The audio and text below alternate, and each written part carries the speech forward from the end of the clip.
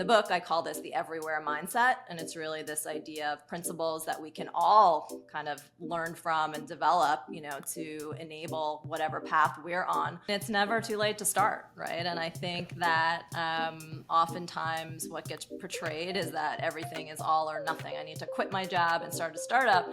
Truth is, I bootstrapped, my first company. I bootstrapped my venture fund.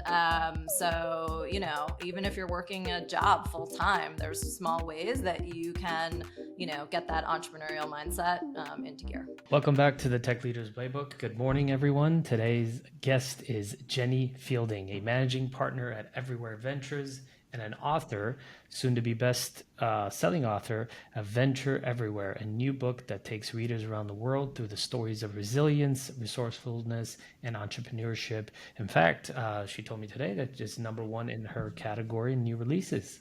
Jenny, thank you so much for being here. I'm really excited to chat with you. You've helped back more than 300 startups globally, and you have a very unique perspective on what it means to build a life and business on your own terms, which is exciting for all of us crazy entrepreneurs because we work very, very hard.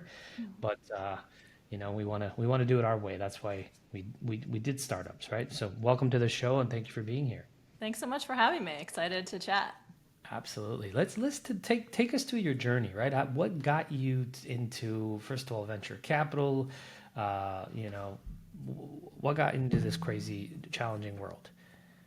Well, I like to say I'm both an accidental entrepreneur and an accidental venture capitalist. So that should tell you something about my journey. But started, much more traditional path. So went to law school, worked in finance. So, kind of typical New York girl, I guess. About 15 years ago, I had an idea, not for a startup, but actually I had a personal pain that I wanted to solve, right? And I think like many entrepreneurs that I call empath entrepreneurs, like we just want something in the world, we want to see the world in a different way.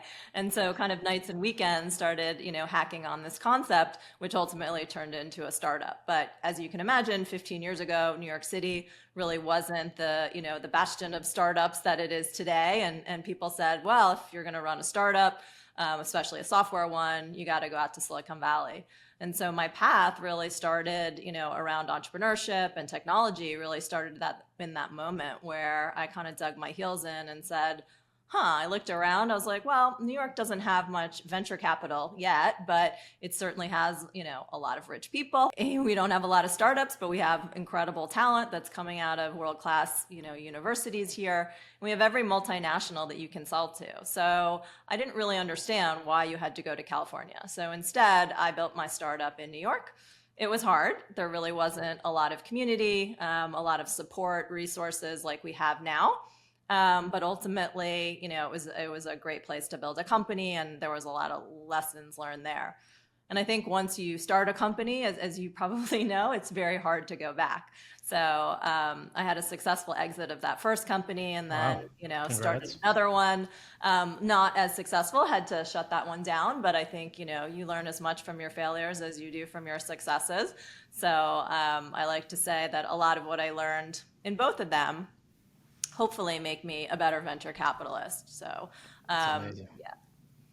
If you build it, they will come, right? So it sounds like you helped build a little bit of an ecosystem. And 18 years ago, when I joined this industry, it was the Bay Area, and then no one else really. Right. And then LA started making a run, and New York, and now you have Austin, you have Seattle, you have, and now forget the US, you can start a company anywhere in the world, and there's some form of ecosystem, right?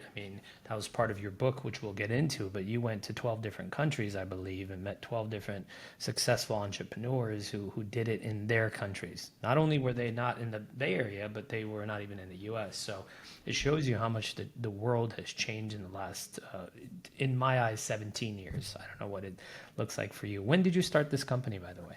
Yeah, so my first company I started in 2007. And, as you rightly say, the world has really changed. New York is now second largest tech ecosystem in the world.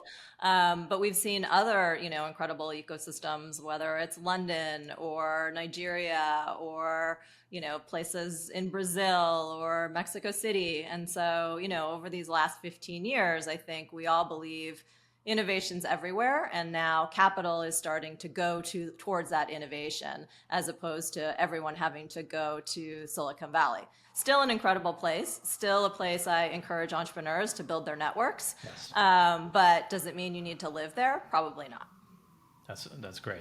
And as I told you on our call, a bunch of friends and a bunch of investors are trying to put Yerevan, Armenia on the map. So look out for that in the next 5 years. I can't wait to go. It's on my list. I've been to 100 countries, but I'd love to get Armenia. There's a great European conference happening in September. I'll tell you about it. Maybe you want to attend that. It's all about investments and all that. Jenny, you talked about two different startups. One, you had a successful exit, one not so successful. What was the key difference in things that you can control within those two startups that didn't go as well the second time? Yeah, well, as you probably know, so much of startup land is about timing. And whether you have market headwinds or tailwinds. So in our first startup, it was a mobile technology. The iPhone had recently launched, and there was incredible tailwinds around anything mobile. Everyone was just so excited to get their hands on it, and there was a realization. Americans are a little bit further behind in mobile technology, but there was a realization that this wasn't just a device to call your mom, but it was a supercomputer in your pocket, and that there was a lot more functionality that you could access through your phone. And we were just starting to wake up to that. So a lot of tailwinds in that first one.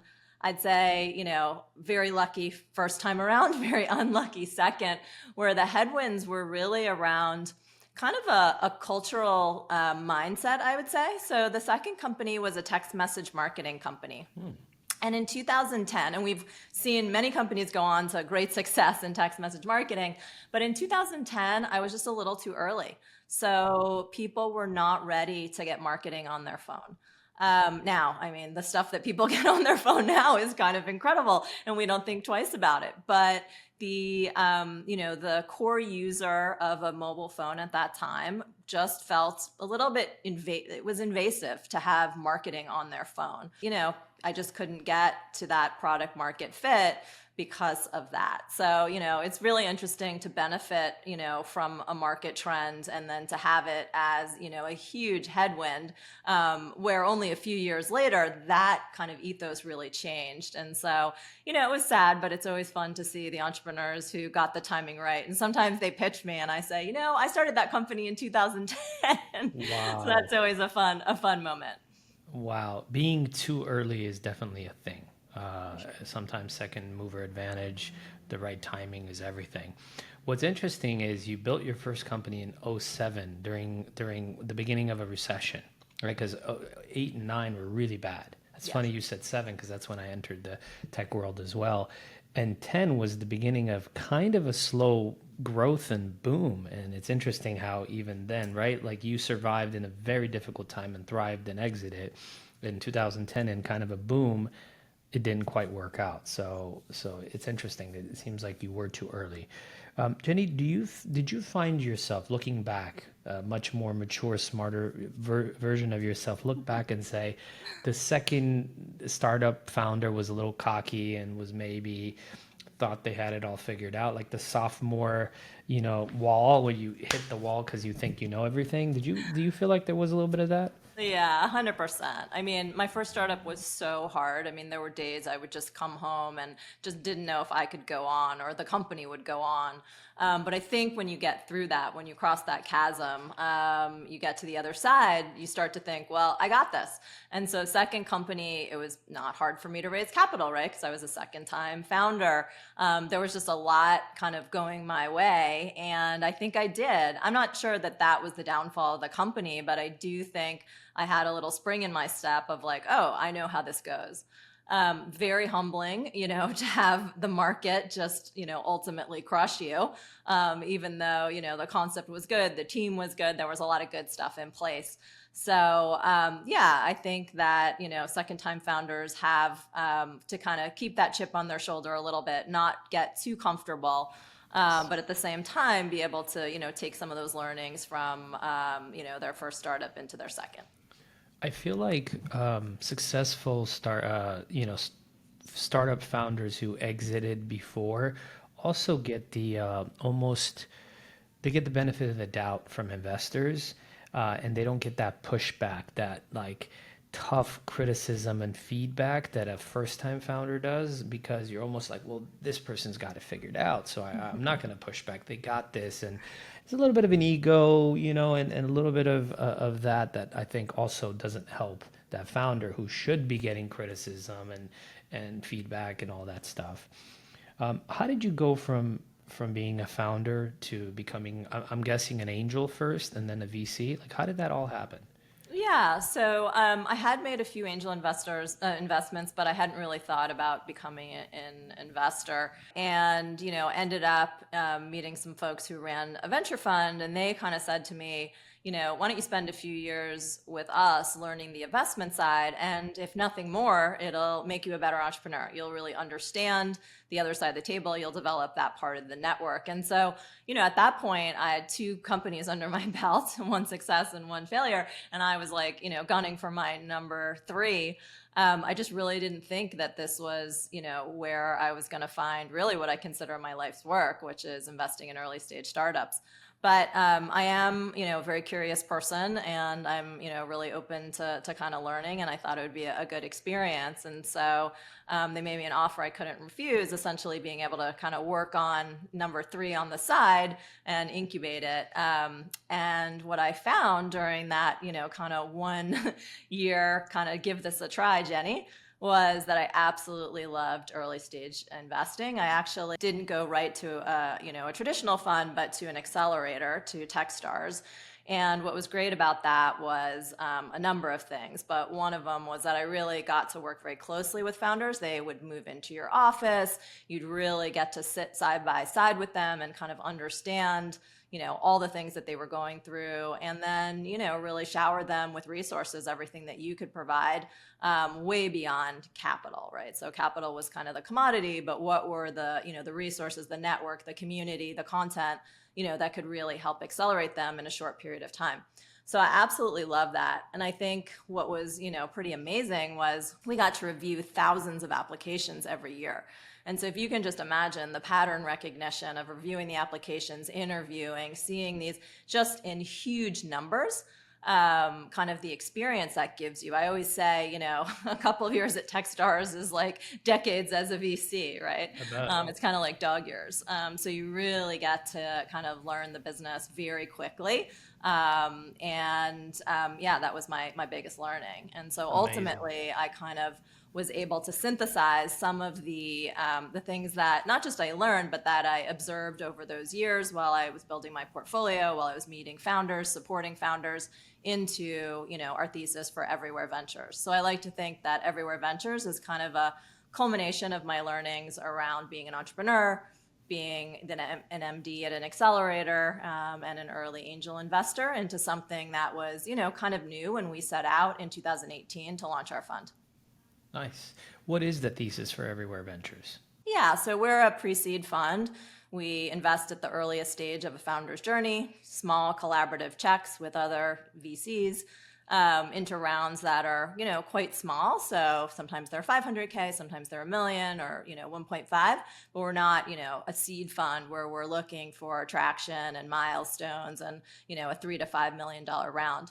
And what's unique about us is that we raise the majority of our capital from other founders and operators. So we have 500 of those folks that have given us money, and serve as our limited partners. And so if you can imagine, those people are around the world. They're all building companies, and they're kind of our eyes and ears on the ground, seeing interesting companies, deals, people, and surfacing them to our fund. They help us with diligence because they have a lot of institutional knowledge around different categories, different geographies.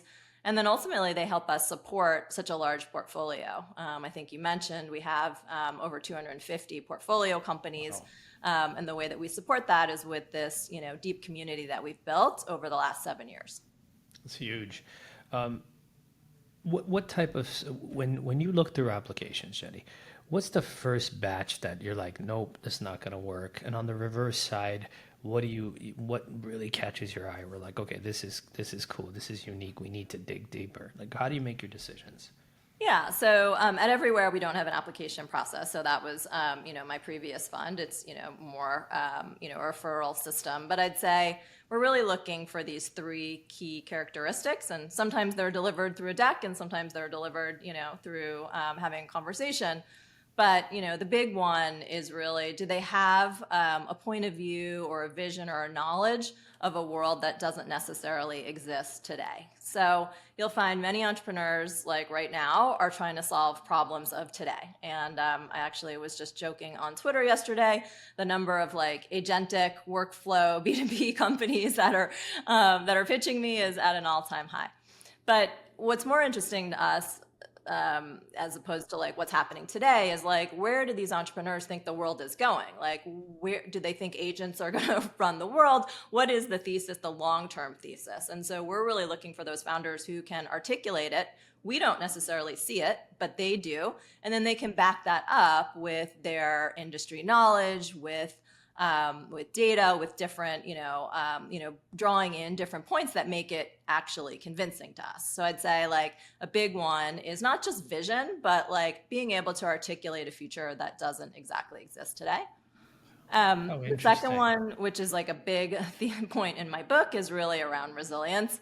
I think when tech got popular way after I started my company, and all of a sudden, like the cool kids were starting tech companies, there was a little bit of a departure from understanding what a slog it is. I mean, you've been running your company for a long time. This isn't an overnight success, and it's really hard. And so we're looking for those founders that can go the distance, that, when things don't go well, or they're out of cash, or, they just can't figure something out, they don't just say like, okay, I'm done, opportunity cost, I'm on to my next thing, but they really grind it out. And I think that kind of grit and resilience are a characteristic that we're really looking for in founders, and we try to get to know them to kind of figure out what are their motivations and their driving forces. And then I'd say the last characteristic that we're looking for is really what we call the fast founder. So it's that high cadence founder who can respond to data quickly, make decisions, synthesize information. Because as and I found out the hard way, it's not always the ideas at the beginning that are going to win. And so you always have to be kind of open to what the world brings you.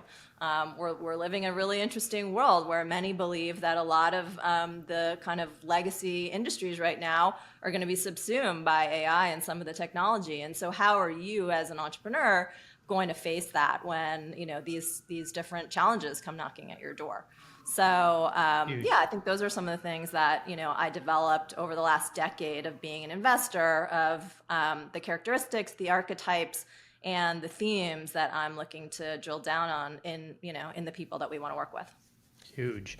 One of the things that I've given advice over the years, and I didn't realize this was, it really resonated with so many different people, startups and not, was I would say it takes a lot of staying power. And what does that mean? Staying power is like, not just financial. You got to have financial staying power, right? You've got to have mental staying power. This stuff will drain you. It's easy to be motivated and work hard when things are going well, right? It's like, it doesn't matter. You could put 12-hour days in, go home, have dinner with the family, and then get back on because you're excited. You're changing the world.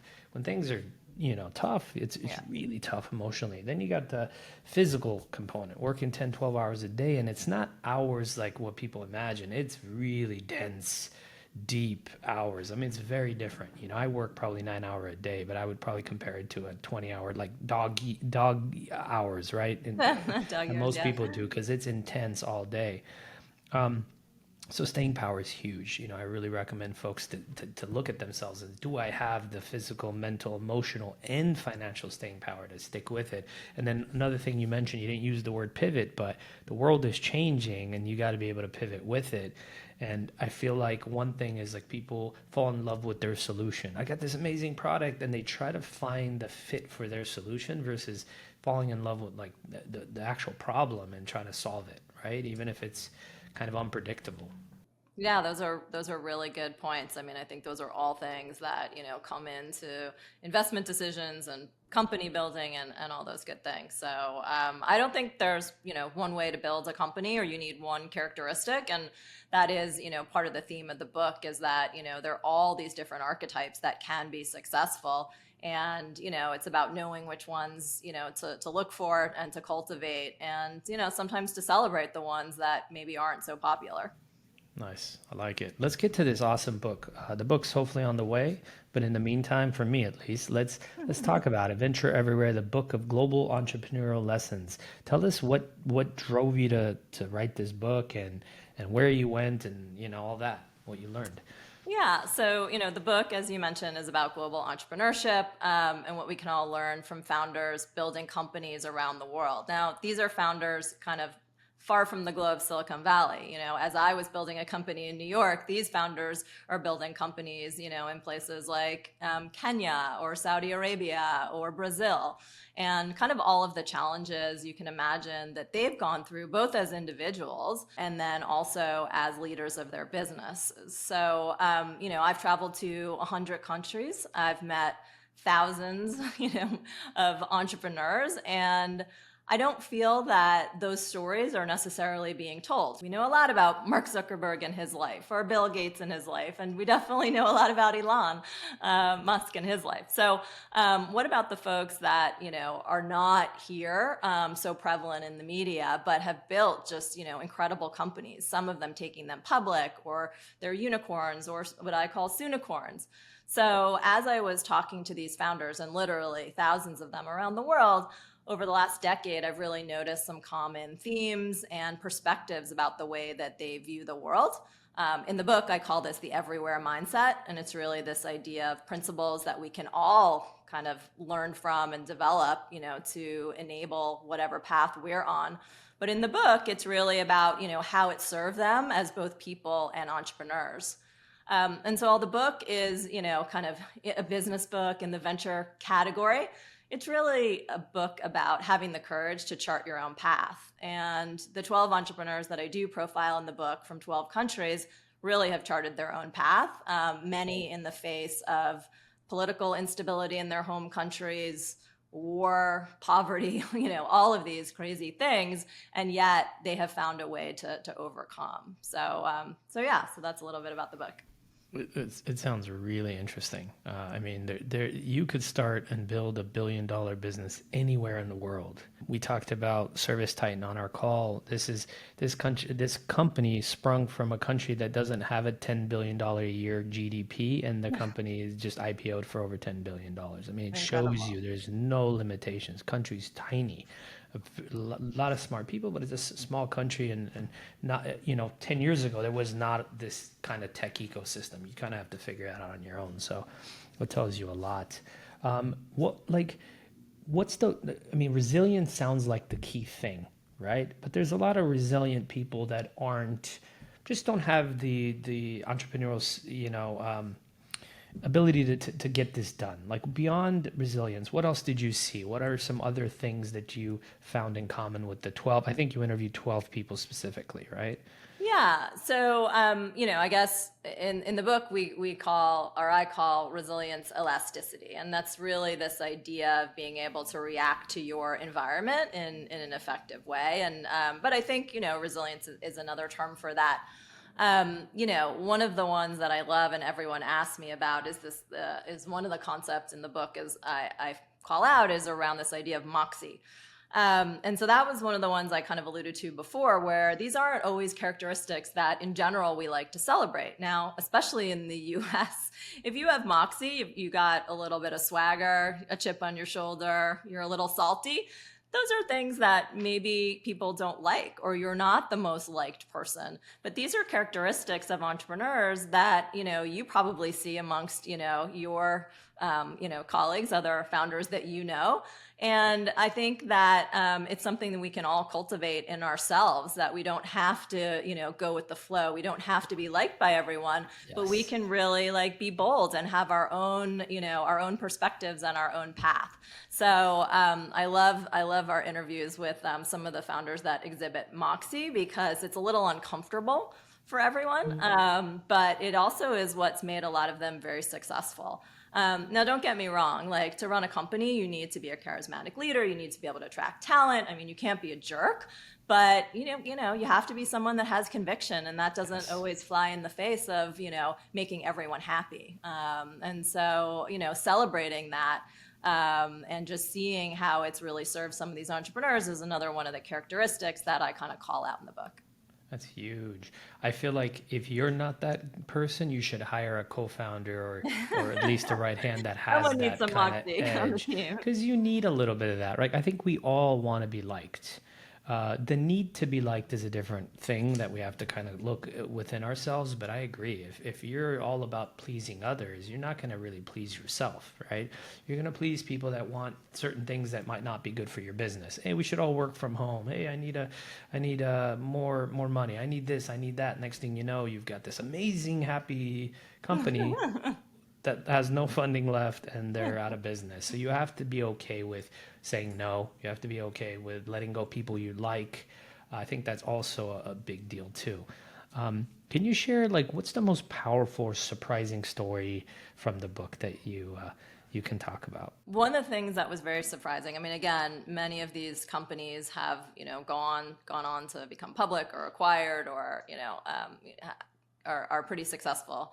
But of the founders that I interviewed for the book, a huge number of them, as I was interviewing them, choked up and even shed a tear during the interview. And that was very surprising to me, because these are very accomplished people. They've been financially successful, they've been professionally successful, but retelling the stories of where they came from and what they needed to overcome just really riled them up, right? It really like got to their core. So it was surprising, because we always, it's not the story you read about in TechCrunch when you talk about successful founders, right? They're bold and they're all these things, but I mean, they're people and they've had to overcome a lot of challenges. So that was, I'd say, surprising.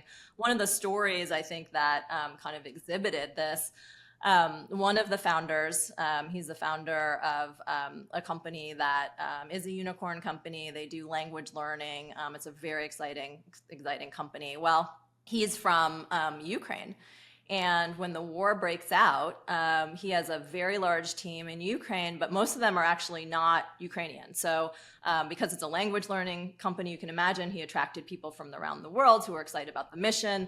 And, Kiev was a very international place. And so he had all of these employees who actually weren't from there. Some of them didn't even speak, many of them didn't speak the language, and, the war breaks out.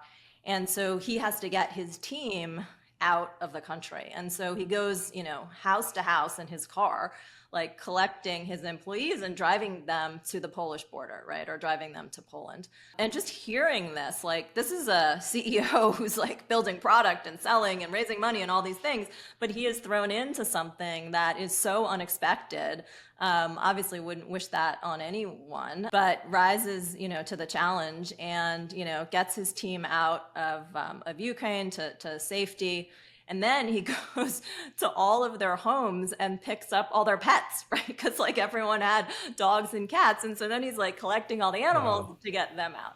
And so, I just love this image because, he'd worked so hard for this company. This was like a 10-year journey of just, trials and tribulations. And he's like kind of on the cusp of like this really big company. And then like, this is what he ends up spending, the better part of his year doing, was like, essentially rescuing his employees. It was a very touching moment to hear that story. And it's not the typical story you hear about entrepreneurship, right? It's about, humanity and just what we all need to do to survive and to support each other. And sometimes you need to support your employees in unexpected ways. So I just love that story that he was, kind enough to share. in the, with me and in the book, because I think it really just shows this kind of incredible characteristic of, stepping up when you need to step up. Talk about leadership, yeah. Right. That's what the world throws at us sometimes, right? It's not the daily things that we're used to and we can control. I feel like there's a saying somewhere that says, if you can write a check, you don't have a problem. And yeah, that covers like 80%, 90% of things. But once you get to the human stuff, you cannot write a check to fix those issues sometimes. Exactly. In this case, he couldn't write a check. And he could have. No one was going to fix this problem. There was no one to call. He had to do it himself. And I just think that's the sign of great leadership. And, that is part of running a startup, right? You just don't know what is going to be thrown your way. So nice. What when writing this book, what changed your perspective? I mean, I think that was a really cool story, but what are things you learned that you said, I used to think this, but now I learned that it's this? I think, from years of investing and seeing founders, I think I had more of a prescriptive idea of some of the characteristics of success. And what I learned while interviewing, just folks from around the world who've gone through all different things is, their journeys are all different and they exhibit, really different characteristics. Like, for instance, I talked about Moxie. Well, another characteristic I talk about was in the first chapter. I interview an amazing woman, a founder in Mexico of one of the largest success story unicorns there, called Kavak, and she talks about really nurturing her team and the things that she needed to do to get her team to kind of rally around her and around the company. And so I guess what I changed my mind on is that there weren't just like, a couple of characteristics you need to focus on, but it's really how it manifests. And everyone has their superpowers and can draw things out and manifest them in a different way. And so there are 6 characteristics in the book that I talk about. But the real kind of learning or aha moment for me is that we all have these to varying degrees within us, and it's just how much we nurture them in different situations, and we need to in different situations. So the book isn't prescriptive, like, develop more Moxie and you'll be a good entrepreneur. The book is more inspiration of like, this is how this manifested into, within this founder and within this kind of successful framework. Everyone's going to have to cultivate their own set of archetypes and characteristics. It's huge. You talked about like your team feeling this great leadership, right? Again, great leadership isn't best benefits, highest income, none of those things. It's about when things go to shit, what does my leader do? Right? It's like, it's this who's like, going to save my cat? Yeah, who's going to save my cat? God forbid this thing blows up, right? It's like, you've got to feel, once you feel that safety, real safety, not this stuff people talk about, which really leads to softness and all this stuff. All this stuff is important, but like, when we talk about safety, is like, if something goes wrong, is my leader going to just throw us all out the window to protect his own pockets, or is this person like about us? I think once they feel that it's beyond money for you, there's a really nice comfort. They don't just jump, ship when someone offers them 5, 10, 15%. Those people could be bought and sold. You don't want those people anyway. You want people that are in there with the foxhole with you, kind of, right? But they need to feel like they're in a foxhole with someone that can lead them to safety, not death, right? So I thought that was really cool.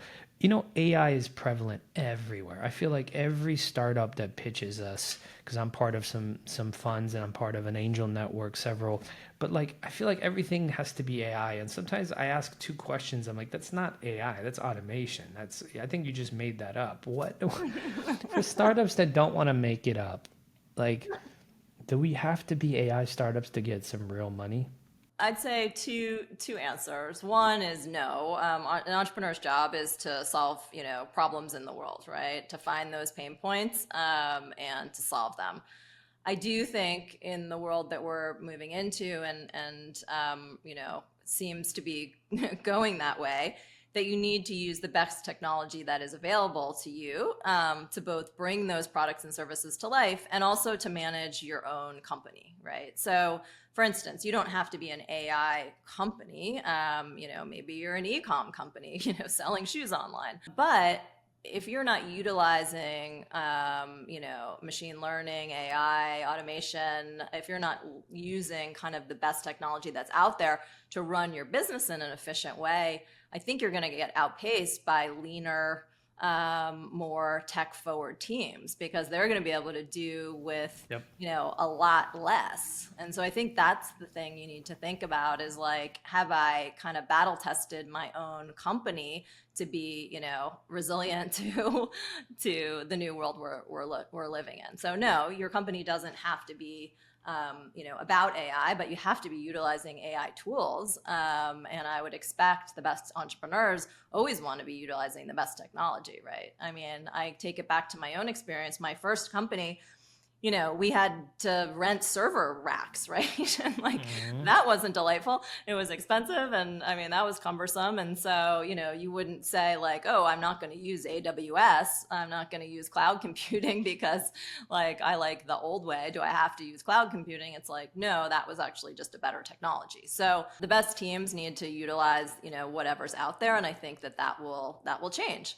But right now, there's some, really great, workflow automations and all the like that can help all teams, be more effective and efficient. So it's not about being an AI company, forcing yourself to have AI in your name. It's about, do you use AI for workflow?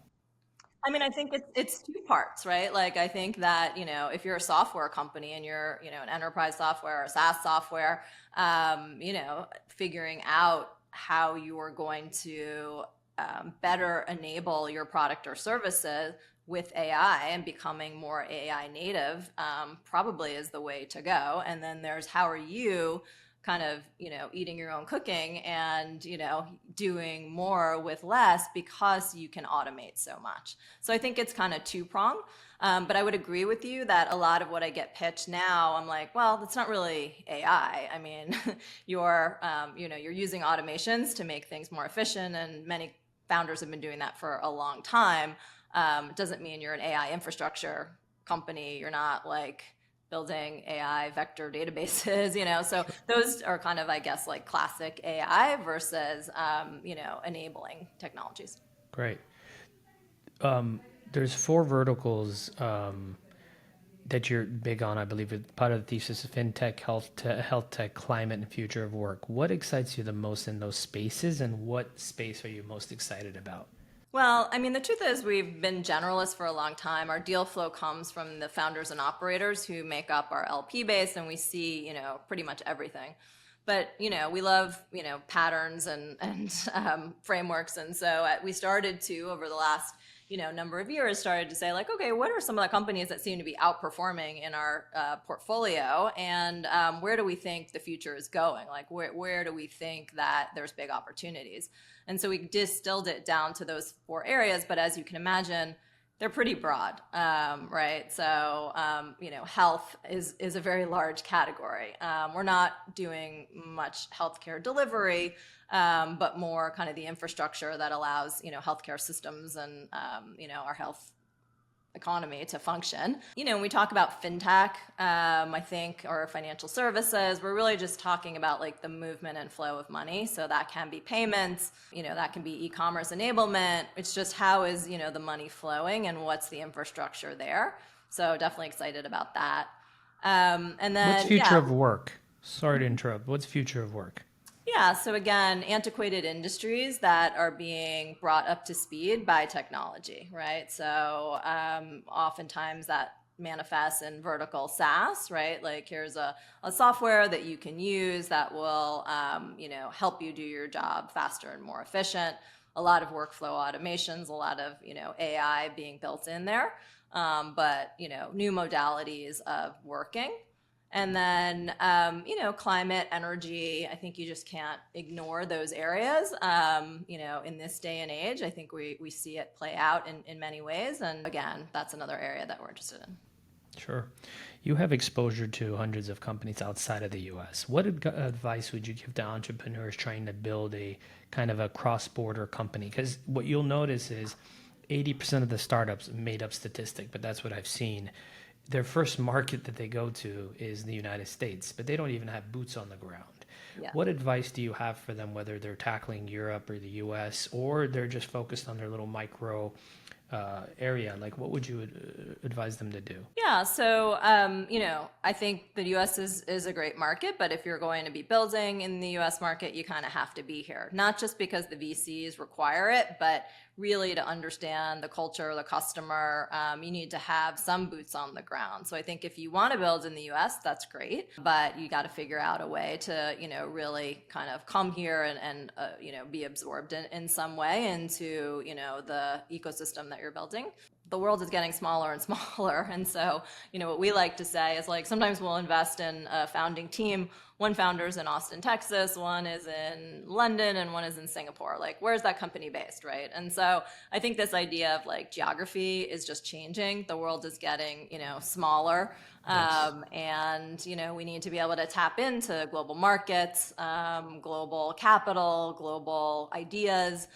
We don't know where the next best technology is going to be coming out of. And so, we want to be able to be kind of nimble in those ways. So what I say to entrepreneurs is, and it's kind of the theme of the book, is like, become global citizens, right? Spend some time in the Valley because you'll develop a great network. Build your company wherever you want to build it. But, just understand the limitations and understand, the trade-offs. And then, do what your passion, calls you to do.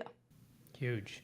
We talked about 6 characteristics that make people, great and more likely to succeed. Give me a characteristic that you found in common of startups that failed. That I found in common. I've seen, that not that you founded, but like throughout all the years being exposed to startups, Yeah. a characteristic that you're like, this one characteristic is probably the reason this person will fail or this startup will fail.